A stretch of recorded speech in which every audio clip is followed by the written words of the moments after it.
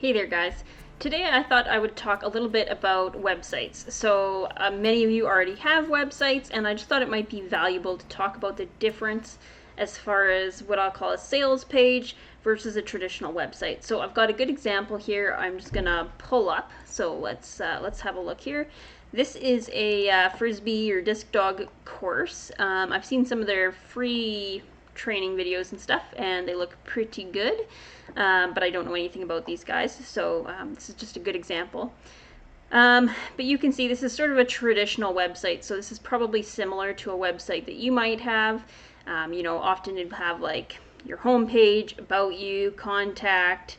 You can see here they've got articles, resources, things like that, shop page, and then kind of some different courses that they offer in this example. I had pulled up another website just a moment ago to demonstrate, but I thought this one did a good enough job itself. So it was for Purina dog food, and so their sales page, quote unquote, was just a listing of all their products so that you could look at the individual product line. So kind of similar, same idea, right? Some sort of image and then some information about the product that you can click on.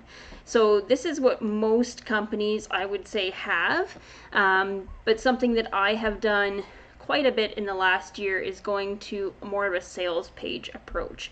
So the problem with a website like this one is that if you're sending people here, especially if you're advertising and sending people here, there's a lot of different ways they can get lost. So rather than going directly to say a particular class that you want them to take or something like that, or a package you want them to buy, whatever it happens to be that you're selling, and then going and learning about it, they can get lost up here. So they can go, oh, cool, resources. Oh, let me watch some of these training videos. And before you know it, their dog's puking in the background and they have to leave, and you've lost them. So, not the end of the world if they already know who you are and will come back again later. But if you're advertising to them, sending them to a page like this, and lose them, they don't really know who you are yet. So they might not find their way back without more advertising dollars. So this can be a good homepage,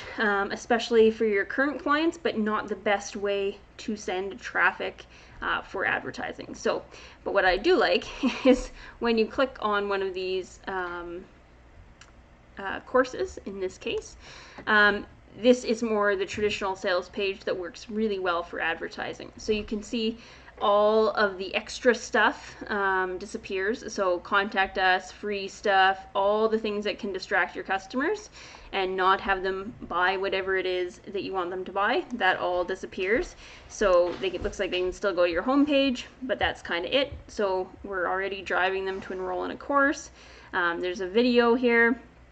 And then we get into some text that kind of explains what the course is about, how it will help them, what dogs it's good for, what they get, and then down to the price. And again, you can enroll.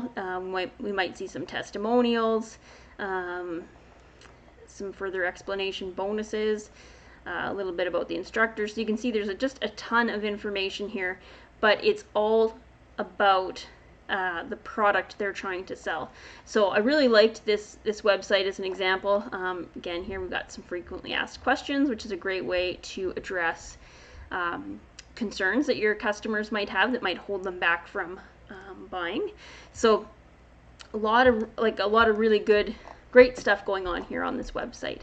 So I thought it was a kind of a good example of both. You had sort of that more traditional website with a lot of ways that your customers can move through it kind of at their own pace, and then you've got a sort of a more directed sales page. And again, this is best in my experience for pushing advertising dollars to get people to come here. We don't want them to get lost.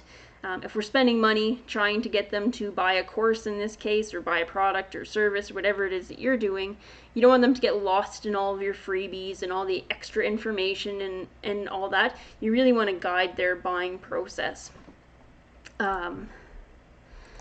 So a page like that sales page type style, is really, really great for running ads too. So just something for you to consider for your own website. If you haven't really been running ads, or have maybe struggled with running ads to your website and not having it convert, that could be one of the problems. Your customers are kind of coming to your website and then getting lost kind of amongst all the options there. They're doing maybe some different research, and then again kind of get distracted by something else. They're cooking dinner and the pot boils over, or whatever happens. So if that is something you're doing, you might want to consider trying to put in some sales pages, more like the one I just demonstrated, and seeing if that makes any difference for your success, for your ads. Of course, if you'd like some help with that, you can get in touch, and we can do a little strategy session for you, free strategy session to help you with that. But it's definitely something you can play with on your own, and see if it makes a difference for you. Seeing a lot of websites move that way. A little different theory depending on what you're trying to do. We've got some big retailers, I'll say, like your Amazons and your Walmarts, that are running more that shopping cart style.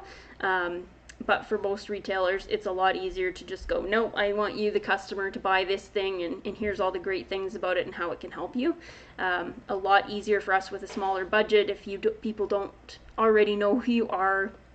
You're trying to build up your brand awareness, and especially if you're going into a new medium, like maybe you're not really on the web or don't have a huge web presence, and so you're trying to get that side of your business going. If you have relied more on, say, drive-by traffic or mall traffic or something like that. So anyway, I hope that helps you. I think it's an important distinction to make, and even just something to get you kind of thinking about.